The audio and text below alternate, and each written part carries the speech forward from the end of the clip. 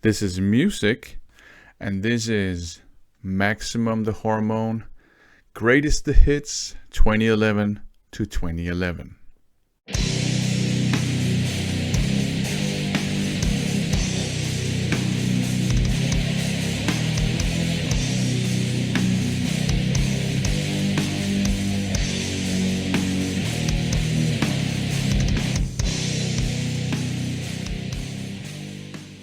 This time we're looking at a CD. We're looking at Maximum the Hormone's Greatest the Hits 2011 to 2011.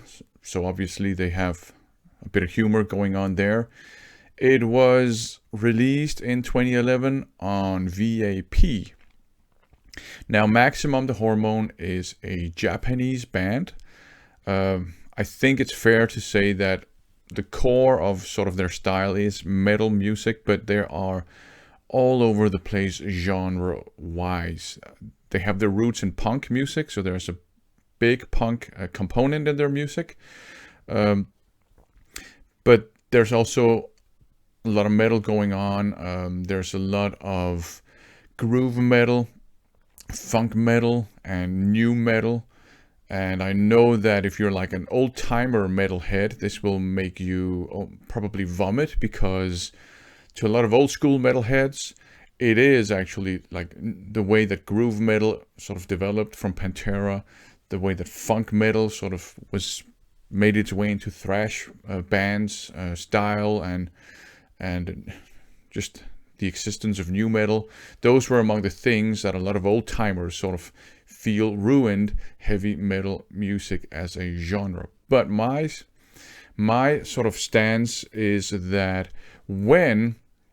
certainly when the groove metal works, when the funk metal works, then it works. Then in my opinion, it's great. I don't know about new metal. I guess new metal is a bit of a thorny issue, because a lot of bands that are considered new metal are very different from the prototypical new metal bands like Linkin Park and Limp Bizkit, right? You have bands like Korn being thrown in there. You have bands like System of a Down being thrown in there. And actually, Maximum the Hormone are also often categorized as a new metal band, which I think is too simplistic. What they're known for is genre-wise, just drawing on a lot of different genres within metal and beyond metal. So as I said, punk music is a major component to their style. Alternative rock is also a major component, and they even go into pop music territory and disco, and of course some more like Japanese popular music that we might not know that much about outside of Japan. And I know it sounds like something that a lot of people might not like, because they draw on all these things, but they make it seem very seamless. Every release by this band is a musical journey, and it all works. These guys are really good at it. So, when I say new metal, groove metal, funk metal, and punk, don't be scared. It works, in my opinion. So this release here, I had a friend buy it for me, because who lives in Japan, a very good friend actually, who lives in Japan.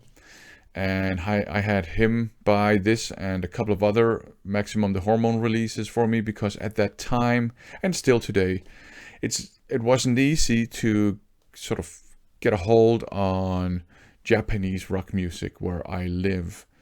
The way I got into Maximum the Hormone was actually, I did manage to find one Japanese metal release, a CD, in a local store called Fona, which they have gone out of business now. It was from a band called Vigilante, and I didn't know they were Japanese, to be honest. I was on a massive progressive metal kick, and they were advertised as a progressive metal band, which they were. So I bought the album. I think it was very cheap, maybe €1 or €2. I mean, we don't have euros in Denmark, but the corresponding price. And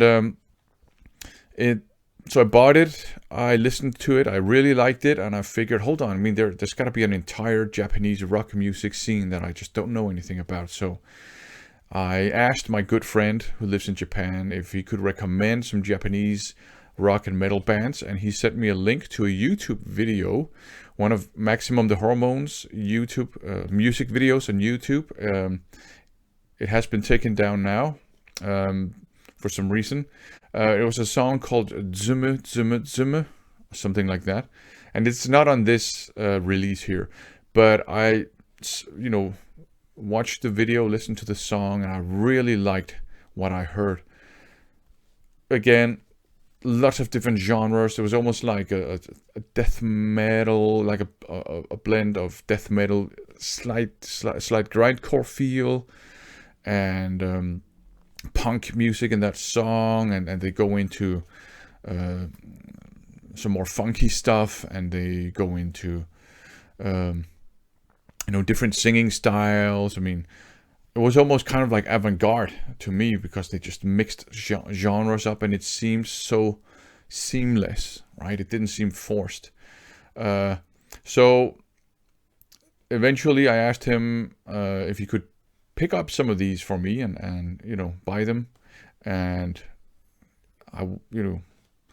for me, and I would reimburse him and all that good stuff, right? And he did, and this was one of the releases that he picked up, Greatest Hits 2011 to 2011. So it comes in this slipcase here. So the front cover artwork, like, got this like gold effect going on, have some information on the back, and it's like a mix of English and Japanese text here. So the slipcase, there are there are 3 songs on it, and I don't know if it is a genuine compilation of 3 singles, or whether it's kind of like a shtick going on. It's presented like a single, but I guess it's kind of like an EP. Normally, I'm not a single guy. I'm more into long play formats, but listening to bands like Depeche Mode has taught me that might be a good idea to check out the singles, because sometimes the single versions are different from the album versions, and sometimes the single versions are better. But I don't really collect singles. I have a couple of singles, right? With the Japanese rock music, or J-rock, things are a bit different, because they actually release a lot of stuff on singles. So I'm more open towards buying singles when it comes to that particular part of the world. Yeah. So, but it's presented like a single. The CD looks pretty cool, like this, right? Some pretty cool artwork here. And it is kind of like a mock crest they have going on, and that's also what you see on the CD itself. And of course it comes with this, I don't know if that's called an OB strip when it's CDs, so if some of you know, let me know. And then what you have is, there are 3 songs on it, as I said, and there's like a card for each song, right? So the first song has a Japanese title, and I'm not even gonna try, out of respect for the speakers of Japanese, I'm not even gonna try to say it in Japanese, because I would be butchering the language. But the first track has a Japanese title, and this is the card that represents that track. So if it is indeed from a single, this would be the card of that single. So I would say pretty eerie artwork here, I think. Pretty scary. And then it has some liner notes in Japanese, and this is the guitarist of the band, and it has the lyrics in Japanese. There are some English words that they use every now and then, but it's in Japanese. They sing in Japanese. The next song is called Maximum the Hormone, and this is the card that represents that song. So again, you have some very subdued but pretty cool artwork again. Have some liner notes on the back, and you have the lyrics on the inside.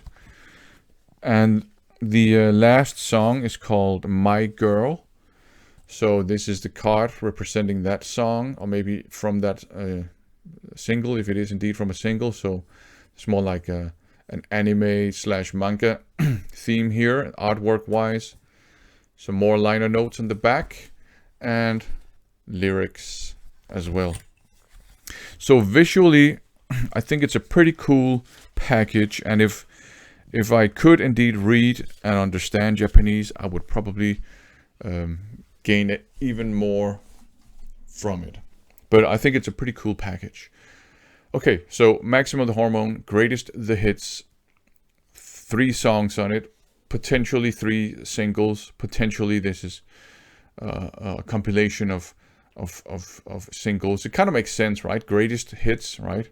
So, and they're all from 2011. No matter what, I think it's a pretty cool concept. So 3 songs on it.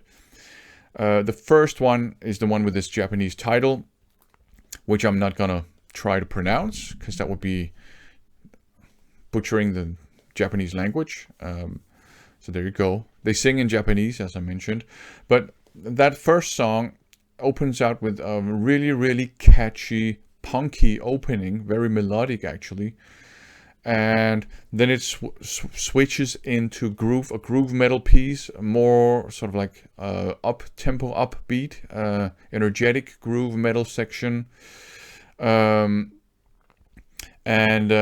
that's sort of like I guess sort of the bass line, if there is any. That's sort of this groove metal, sort of upbeat groove metal section, and there's a pretty almost pop oriented part of the bridge, very melodic, and again, I know this sounds like something that would probably scare the living shit out of a lot of old-timer metal fans, but it works. They're really good at making this blend of genres work, taking you on a musical journey, and you don't even notice that you started out with grindcore and that you ended up with bubblegum pop. They've actually done that in one song, which is not on this release. So some pop elements, and there's some melodic pop punk sections as well, sort of intertwined with the groove metal parts. And one of the things about Maximum the Hormone that's really cool is that all 4 members of the band sing. So they have one guy who does, he's just like, he's the front man basically. He just does the singing, and he does harsh vocals, so growls and screams, and he also does some rapping as well, because there's rap in their style, and it works. So just so you know, so he does this harsh vocals and some rapping as well, and then their bass player is the one who contributes the least to the sort of the vocals side of things, but he shouts every now and then. And also he can sing and hit the keys. He occasionally does that. Then the guitarist does primarily like clean singing and rock belting, and then their drummer, she has to sort of represent the female version of all of those. So she does occasionally some harsh vocals. She does clean singing, she does some rapping and some shouting, right? So they have also this mix of male and female vocals, and the sort of just the voice qualities actually enable them to do some pretty cool things with vocal harmonies and so on and so forth. So this first song is a very, very catchy song. It has a lot of catchy melodies, a lot of hooks, and you can sing along, although you don't know the words. If you don't speak Japanese, you can still kind of sing along, hum along. It's a great, catchy song, I think. The next one is, as mentioned, the sort of their eponymous song, Maximum the Hormone, named for their own band. And it opens out with another sort of groove metal section, which first sort of starts off like typically like using the groove metal tropes, and then suddenly there's kind of like a hard rock sort of riff that pops in on top of it.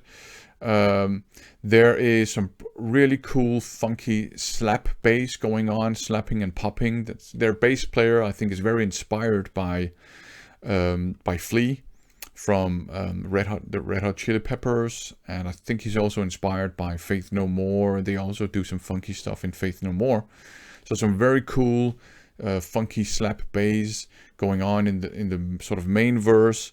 And the main verse again is different from the groove part. The background is kind of like funky pop, slap and pop bass, but the vocals, that's like multi-harmony chanting, and it sounds almost like some kind of maybe religious chanting. It sounds really cool. They really nail in those vocal harmonies, and this is where you hear the different voice qualities, the male and female voice qualities as well. So that works really great. And then it sort of morphs into a more heavy groove metal part with some harsh vocals. And there are lots of tempo changes here. Towards the end, it just explodes into a more up-tempo, energetic piece. So this is a great song, Maximum the Hormone. I mean, if you have to make a song and name it after your band, it has to be a great song. Iron Maiden did it with Iron Maiden. Maximum the Hormone did it with Maximum the Hormone. And it's a musical journey as well, this song, right? Lots of different genres. Then the last song, My Girl, is very different. It's more like a hard rock song with funk rock elements in it. And it's very upbeat and lighthearted. It has a very catchy melodic chorus, and there's some heavy groovy parts kind of like mixed in. And again, lots of different singing styles on this song, that they really know how to make good use of their different singing talents. And towards the end, they even introduce like an 80s pop rock section that works. To me, I kind of appreciate that, because it takes me back to, back when the 80s were actually the 80s. And again, that part is a very catchy part, and you can't help but sing along, although you probably don't know the words. So another great song. So you have 3 songs on this release, and each song is a musical journey. They transverse and transgress a lot of genre boundaries, and this is even a more consistent in genre-wise. This is one of the more consistent releases. This is one of the releases where they don't explore that many genres, right? But it works in this one, and it works on all the other releases, I think. This only 3 songs, but it's really a musical journey. You probably have to be a bit open-minded to appreciate it. So if you're more like a purist, you might not like it. But if you're a bit open-minded and you like a lot of different genres, you don't mind some genre mixing, and you want to hear, rock songs with a different language than English being sung, right? You will probably like this one. Great performance across the board. Great drumming. She's a great drummer. Great guitaring. I mean, he doesn't play that many solos, the guitarist. I don't think there are any solos on this one, actually. But, his speciality is groovy riffing, and he's really good at that. The bass player is, in my opinion, he's inspired by Flea. He's inspired by the bass player from Faith No More. And to be honest, I think he's up there with them. He's just as good, in my opinion. And the harsh vocals guy, he's good at what he does there too. So great performances across the board. A lot of different singing styles, as I've mentioned. The production is great too. It sounds good. So I think this is a brilliant little release. I listen to it very often. I really enjoy listening to this one. Great stuff, right? And so I would actually recommend it if you are into maybe music that you would consider, or that would be considered more avant-garde. If you don't have a problem with elements from other genres than metal, if you want to hear at least what I think is the good version of groove metal, the good version of funk metal, and the good version of new metal, if you want to categorize them as a new metal band, I don't think I would. I don't know what I would categorize them other than a very good band, and this is a very good release, also with punk elements. So that was Maximum the Hormone's Greatest the Hits, 2011 to 2011. Check it out. And again, thanks for watching.